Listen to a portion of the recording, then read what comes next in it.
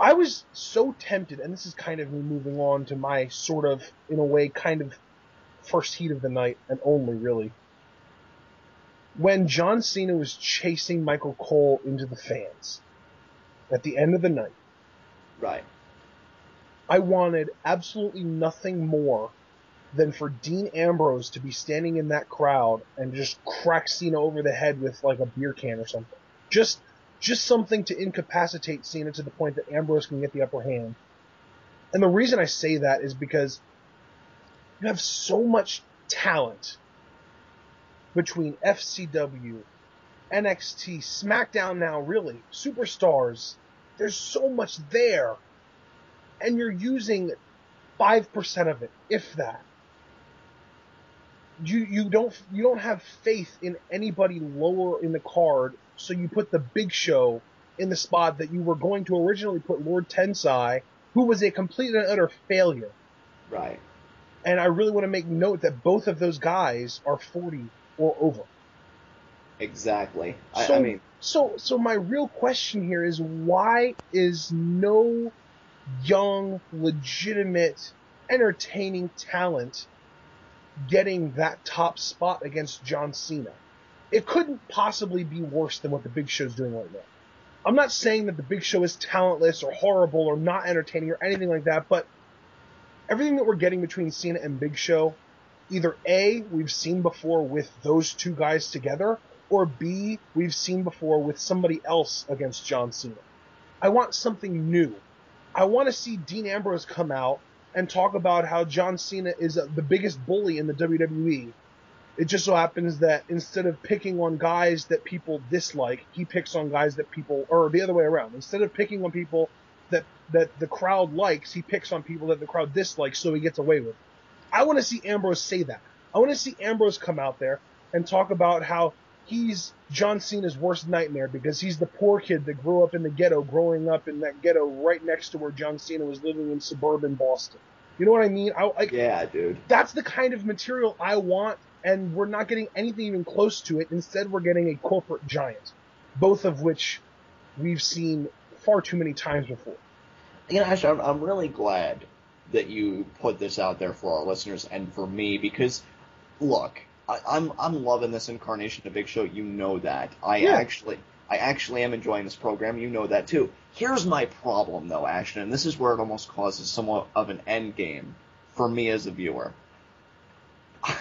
You're not unstoppable. Like, do you get what I'm saying? Like, when they like to use Big Show's height and weight, like he's unbeatable. I've seen John Cena FUU as far back as WrestleMania 20. Yep. Like, I've seen him do it. Like, I think they did it so much better when Brock Lesnar was WWE champion and he was on that huge tear, and then Big Show came to SmackDown because Brock had the injured ribs and Big Show was just getting the upper hand every week, and Paul Heyman was even in Lesnar's ear saying, Brock, you know, with your hurt ribs and with how Big Show is, you can't suplex him, and you certainly can't lift him for an F5. You can't beat the Big Show. And we didn't see any of that from Lesnar until the pay-per-view. I like that. You can't say that with Cena. They've done this angle before, 2 times before that I recollect. So this is really the 3rd time they're doing this. This is only the 3rd time that we're getting Cena Big Show, but my problem is neither one of their characters has changed enough since the last time we got this for it to be any more interesting than it was before. I mean, really, and I know this is going to come off probably bad, but I think I'd get into this more if Big Show was that athletic giant that he was years ago, like in WCW or in 08 2000, like the guy that can do, like, elbow drops off the top rope and kip-ups, like that kind of a giant. I've seen this Big Show, and while he's a fantastic wrestler, and I'm not taking anything away from him in that respect. I don't mean to demean the Big Show by any means. This is the Big Show that should be using to put over Ryback and Antonio Cesaro, not John. Exactly. You know, to me, you and I are just so excited about Dean Ambrose. We're like kids on Christmas because we're just looking at the clock and we're like, when's he coming? And I was disappointed when the Revolution videos weren't for Ambrose. I thought that was perfect. Use it for a video game. While clever, I thought it was stupid at the end of the line. Your idea is fantastic. Didn't use it. Twitter War with Foley has practically become irrelevant. They didn't do anything with it. You know, on broadcast, nobody mentioned that Foley and Ambrose were having a war of words on television. So how the hell is the casual fan going to know?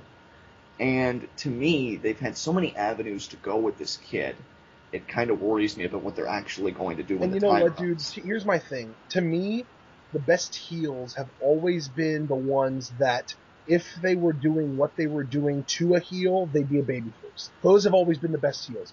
Austin, Jake the Snake Roberts, Roddy Piper, even if you want to say Muhammad Hassan, because that guy was just, you know, an Arab American living a normal life, and then 9/11 happened, and he got vilified because he looks like he does. You know what I mean? Like, he was Right. he had a legitimate gripe. He was a good person for the most part. It just so happened that he was angry because of the way he'd been getting treated. That's the kind of heel that I like. Kurt Angle in early 2000s. He was a legitimate heel. People hated him, but he told people to have intensity, integrity, intelligence, and drink your milk. How is that a heel? Right. Because what he was doing was getting done to good guys, so people booed him. That's how it works. And to me, Ambrose could pull that off by being the ultimate anti-bully. The WWE has this huge anti-bullying campaign going. Be a star. And they've got their top guys, Sheamus, John Cena, CM Punk, all these guys representing them and being these great, you know, never bully people. I was bullied as a kid, all this stuff. And they bully heels just as much as anyone else in the company. John Cena bullied Michael Cole and John Laurinaitis tonight. Both of them. Mostly Cole, but he did take a few shots at Laurinaitis, including taking a shot at his voice. Ambrose can use that. That's all stuff, and Punk does it, and Sheamus does it. Every single babyface, every top babyface. You can't say like Kofi Kingston or Yoshitatsu, but the top babyfaces are bullies. It just so happens that the guys they're bullying, the fans don't like, so they don't boo them for it. They cheer them for it. Ambrose can use that. Ambrose can turn that into his entire gimmick if he wants to, but I know he's more talented than just that, so he can add it on to his gimmick. How great would it be, Ashton? Because I was just kind of thinking about this, because you and I, in regards to Ambrose, because we expect to get big dollar signs back from this kid, so we want to give him the most creative entrance possible. How awesome would it be? Because I would mark if they took snippets from the Be a Star campaign, like, say, Punk talking, Cena talking, Sheamus talking, and then it cuts to them doing something that goes against what they're saying in the campaign, like maybe Sheamus attacking Del Rio from behind, Cena making fun of Laurinaitis, and then it shows like a shot of maybe like Ambrose sitting in a corner or doing some brooding or some kind of crap, and it's like just him sending a message to these top guys, like, I'm going to expose you for what you really are. You know what, dude? That wouldn't be an entrance. That would be a package. That would be I'm talking about hype. I'm talking about hype. Yeah, like Karma stroking the doll and then popping its head off. That's what that would be. Right. So I'm talking like in terms of hype for Ambrose. I think that would be awesome. That would be incredible. That would be perfect. Yes. I mean, because we've already made fun of the Be a Star campaign, saying that Brock Lesnar and Mark Henry should be on there. Right. And I just feel like, look, get more bang for your buck. It's not diluting your message. It's just using it in a more creative avenue to debut a superstar, which, let's be honest, is the core of your product. We need to remember, WWE, entertainment product. Yes. I don't care for their film industry. I like the message they do with Make a Wish and Be a Star, but let's keep in mind, folks, this is pro wrestling. Your product should be your human capital. I know that mommy and daddy are going to have their undies in a knot if you use snippets from this campaign and then you debut this demonic guy. But just remember, the good guy always wins. So it's not going to affect anything any. And I think Ambrose is a hell of a talent, and I think it pushes the envelope. And Triple H said in an interview, I think one of the best things about going PG was that, people become so desensitized to what you put on a television screen on a weekly basis. Yep. You need to move away from it, so when you go to those places again, you get the reaction that you got when you did it in the late 90s or the early 2000s, that ooh and that ah. That's what we said when we had that big discussion about Brock Lesnar, why it was so great when he punched Cena in the mouth, because if it was the Attitude Era, it would have been met with shrugged shoulders, because they're too busy watching beer trucks being drove into arenas and tits being shaken and all that good stuff. Right. But there, it got a jolt, because people are like, holy crap, this is a kid-friendly, washed-down product, and we're getting this. So if you do the same thing with Ambrose, and sure as hell incorporate Be a Star, holy crap. And that's the thing, dude, you wouldn't have to go outside of the PG boundaries in order to do it, because there's no blood involved. You don't need to swear in order to call somebody a bully. There's no excessive violence involved, because that could be taken as bullying, so you know what I mean? So Ambrose would basically be the bully exorcist of the WWE. Exactly. And here's the thing: characters evolve. So this is not like what Ambrose is stuck with. Right. He would be this bully. I love that bully. That needs to be a friggin' T-shirt. Bully exorcist, and it would evolve into something else because the truly great performer always sheds his skins. Right. And Ambrose would shed this skin in due time, and he would do something else. Because let me tell you something. But it's just so perfect for right now because of the Be a Star campaign.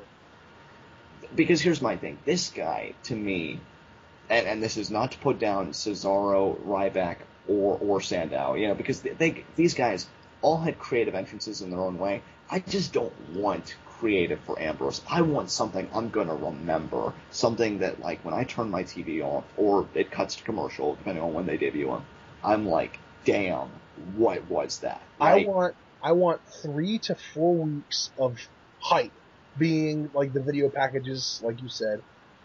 And then I want him to debut on a pay-per-view to cost John Cena a match. Right.